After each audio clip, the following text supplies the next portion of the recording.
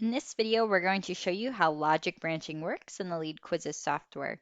The first thing that you'll need to do is create a quiz. If you already have a quiz created, you can go ahead and start there and create the logic branching. So we're going to go ahead and just edit this quiz and show you how logic branching works and the different options that you have. So you're going to do your branching in the question section. Now, if we look at this first question here, you'll notice that there are now two options. So you have the option to map the outcome, which you'll know it's mapped when it has that green box with the white check in it. And then also this branch symbol there. Now, if you click on the branch symbol, then you'll see four different options. You can do the default, which is continue to the next question. You can skip to the lead capture form, which would mean if somebody answers that question that specific way, we'll just send them straight to the lead capture form and they won't finish the quiz. We can show the mapped outcome. It's a really good option if you're trying to disqualify people. So if somebody answers a question a specific way, you don't have to capture their lead information and count it towards one of your leads that you have. You can actually just send them straight to the outcome. And then also skip to a specific question. So if somebody answers a question a specific way, instead of seeing the next question in order, they can skip to a further question down the line. Now in this example here, I have, you'll see a little trophy here. And what that means is that I have mapped it to show mapped outcome.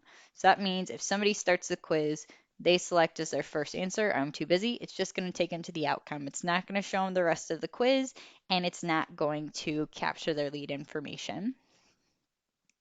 Now, if we go to question 2, you'll notice that I have a different mapped logic here. So you'll see this number 4. Now what that means is that I want to send somebody to a different question if they answer that question in a specific manner. So in this, as I said, you can send them to a question further down the line. You cannot send them back to a previous question. You can just send them to new questions here. So it'll tell you which number you want to send them to. So in this case, question 2, if somebody answers yes, they won't see question 3. They're just going to skip to question 4 right here. Now for question 9, if we look here, you'll notice that there's a little contact card in that branching area. What that means is if somebody answers the question that specific way, it's just going to send them to the lead capture form and they aren't going to get to answer the rest of the questions in the quiz.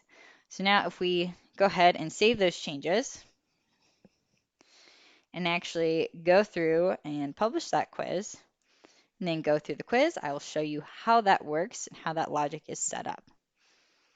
So if you remember on question 1, which we're seeing right here, we selected if somebody says I'm too busy, it'll send them straight to the outcome page and will not ask for their lead information. So we'll go ahead and select that. And sure enough, it sends you right over to the outcome page. So now we go ahead and refresh the quiz. And we go through and we select I make time for it instead. Now we're on question 2. And if you remember in question 2, if somebody answers yes, then they're going to skip to question 4. So we'll go ahead and hit yes, and it sends us to question 4.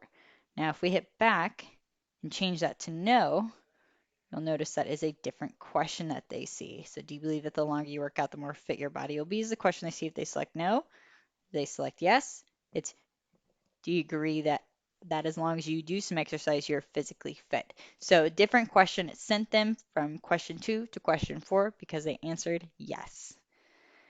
Now, if we continue to go through the question, and we get to question 9.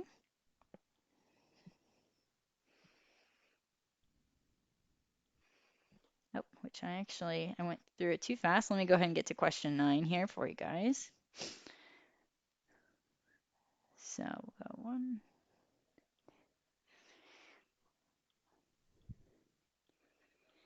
So here we are, question 9. Now, if you remember correctly, if we click not really, it should take us over to the lead capture form versus sending us on to the next question. So if I hit definitely here, it sends me on to the next question. If I go back and hit not really, then it sends me to the lead capture form.